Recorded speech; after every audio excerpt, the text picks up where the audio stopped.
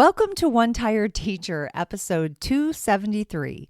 5 blissful holiday ideas for teachers who are just hanging on. Today, we're talking about some simple things that you can do if you are just trying to make it until the last day before winter break. Hope you stick around.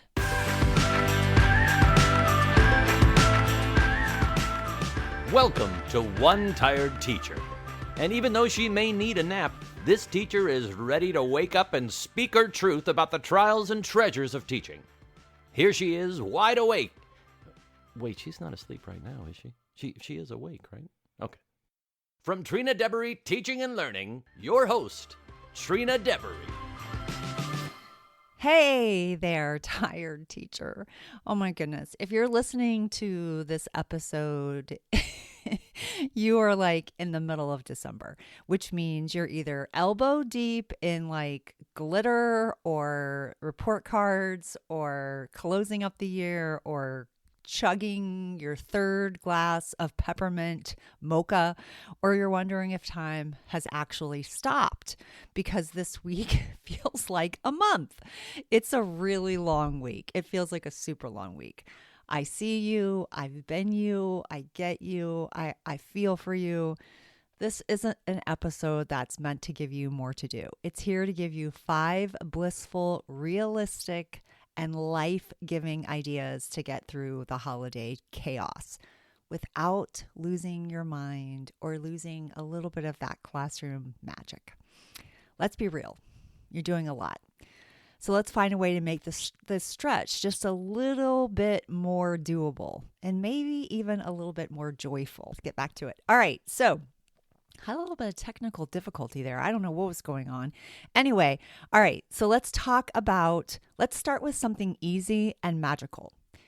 It's called Elf Diaries. Instead of planning a whole elf schedule, trying to move the doll around your classroom every morning or worrying about who forgot to turn him around, try this instead. Give your students an elf of their own. My elf diary templates let students name, describe, and write an adventure from the elf's point of view. It's creative, it's standards aligned, it's a fantastic way to get them writing without a fight. In fact, there's a little scenario in each of like a little prompt that kind of lets kids know what the elf has been doing or what the elf has been up to. And then they're kind of writing from that if they need it. Or you can totally have them just do it as like their own elf and like it comes up with different capers, and that's really fun as well. And you don't need my elf templates. That's just something you can get a piece of paper out and like start maybe brainstorming as a class or even with a partner and then letting them just go right at it. Gives you time to get work done at work.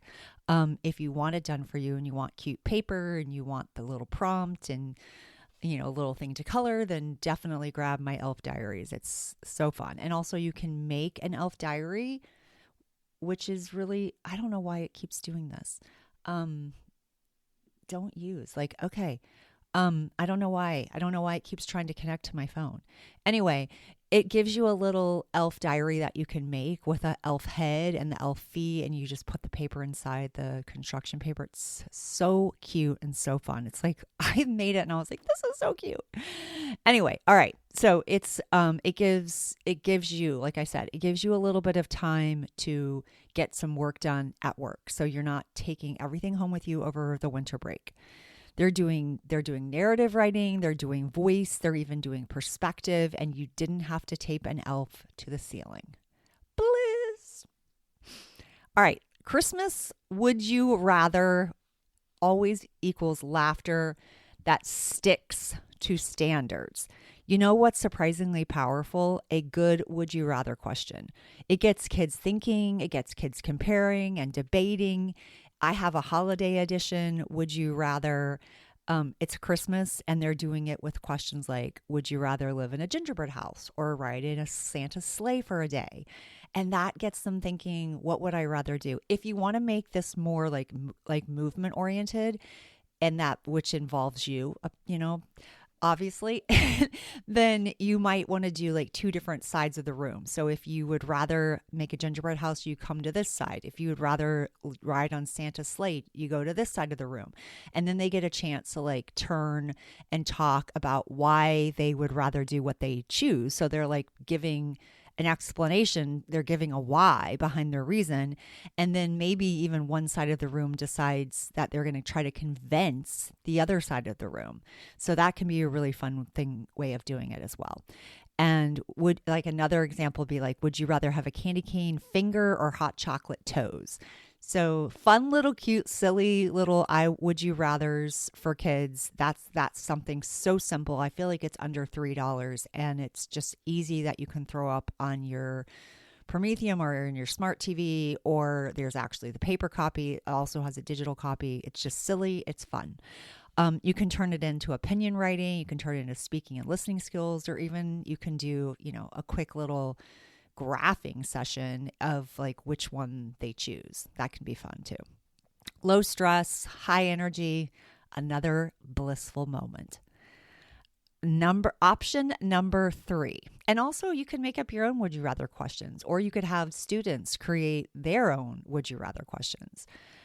All right. So idea number 3, Christmas STEM equals controlled chaos with a purpose.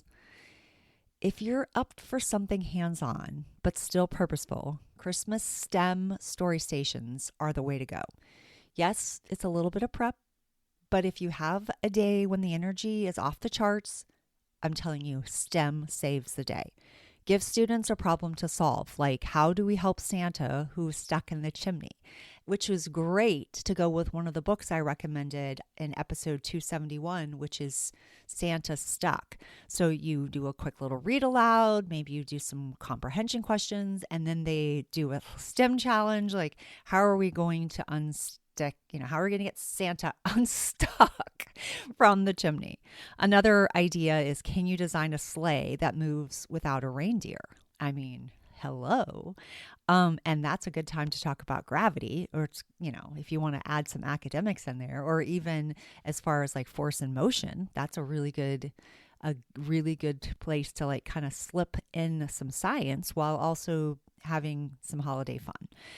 And then you're going to step back and let the magic happen. Now, I do have a 10-pack of STEM story stations, Christmas STEM story stations, which uses 10 books. If you don't want all 10 of them, I have been posting like some of the individual stories, so they're only $1.50.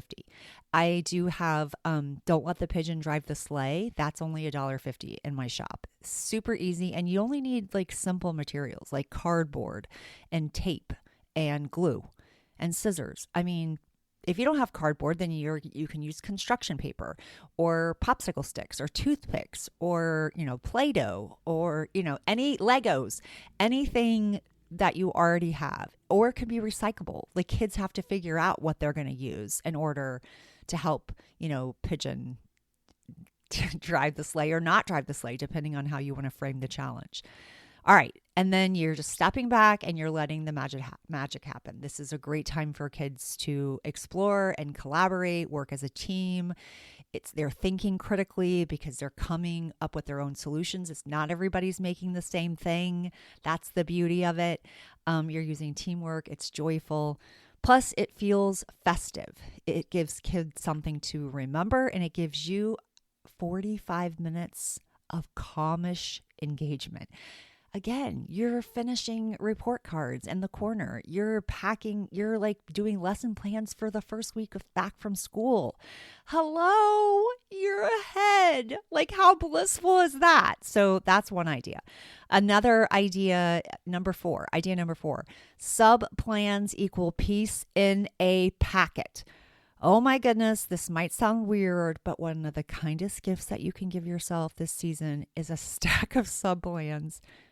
Seriously.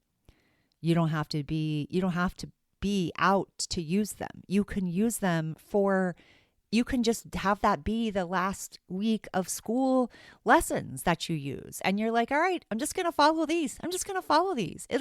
It's perfect. They're standards based and it still has some creative, holiday theme. You can use them for a mental health day. You can use them to get some. What is going on with GarageBand? It keeps trying to connect to my phone. Okay. You can use them as a mental health day is what I was saying, if that didn't get caught. You can use them to take a break. You can use them to go do some Christmas shopping. You can use them for a prep block breather. Like maybe you don't even do the whole day. Maybe you're like, okay, these are just great for math. We're doing double digit addition and subtraction right now. Let me just put this Christmas version and let me just have a few minutes to myself.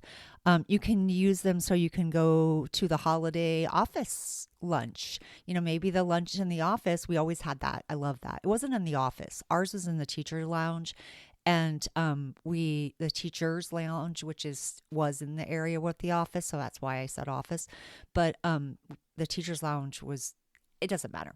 Anyway, we would have the greatest dinner that was made from the PTO.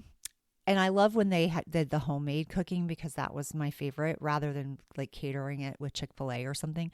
And then it would always have the best desserts, and we would go and we would have our regular lunch, but we always, wanted to stay a little bit longer. So, maybe you figure out how to share, I'm going to stay a little bit longer. I'll take your class. You stay a little bit longer. I'll take your class and whatever.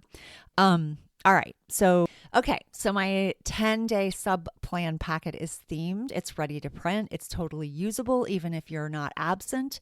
It's my teacher version of a cozy blanket and a cup of warm apple cider. And it's there if you need it. All right. And last but not least, blissful idea number 5, permission to pause. Finally, and most importantly, let yourself pause. The kids will be fine. The standards will wait. And you, dear teacher, deserve to walk into break without being completely broken. Let me say that again. You deserve to walk into Christmas break without being totally broken, without being so overwhelmed and exhausted from the last few weeks of December. So here's a little permission slip from me to you.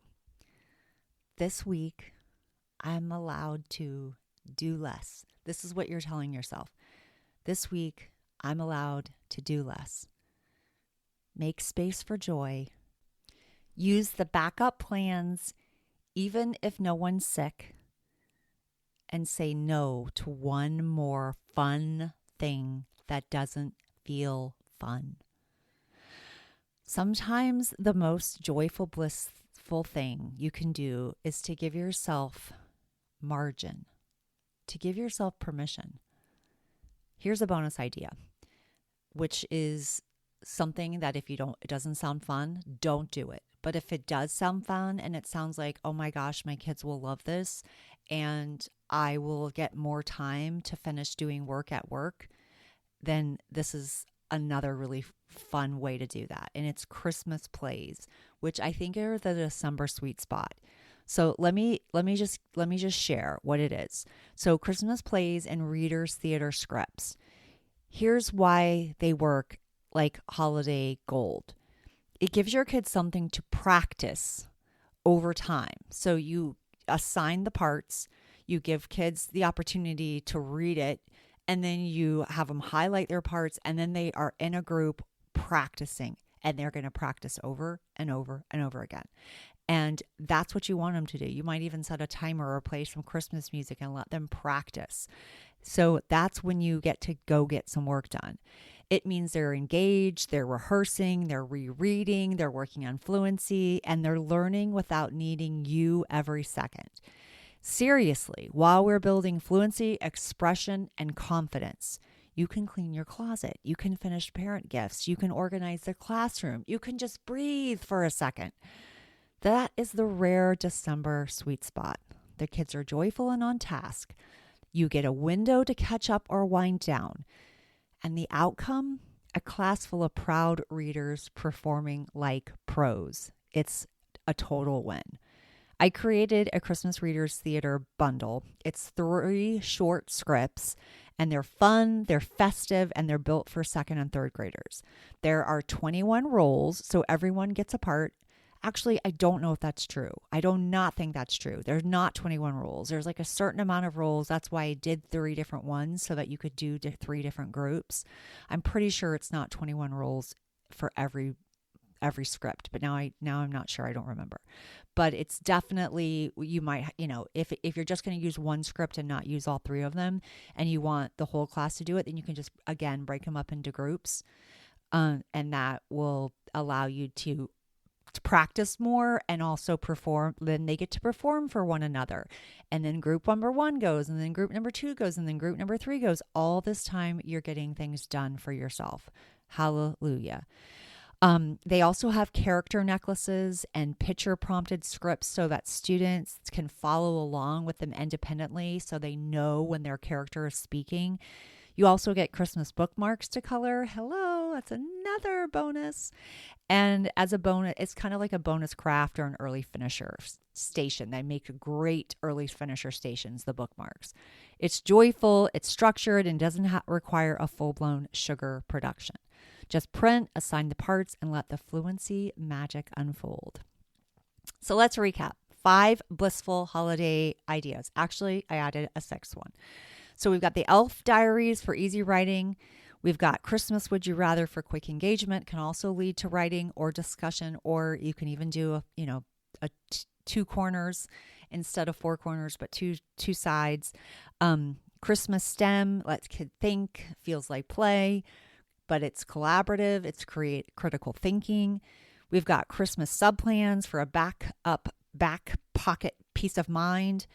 You've got permission to pause, which is the real MVP of this list. And you've got a bonus Christmas play, the December sweet spot. You're doing an amazing job, even if no one has told that to you already. You don't have to earn your rest. You just have to know that you're worthy of it. Hang in there, teacher. And if you need something to lighten your load, I've got links in the show notes for everything that I mentioned. And ready to go goodies that'll save your sanity. I'll see you next week when we talk about how to gently reset for January without the pressure. Take care. And maybe, just maybe, skip the glitter this year. Until next time, sweet dreams and sleep tight.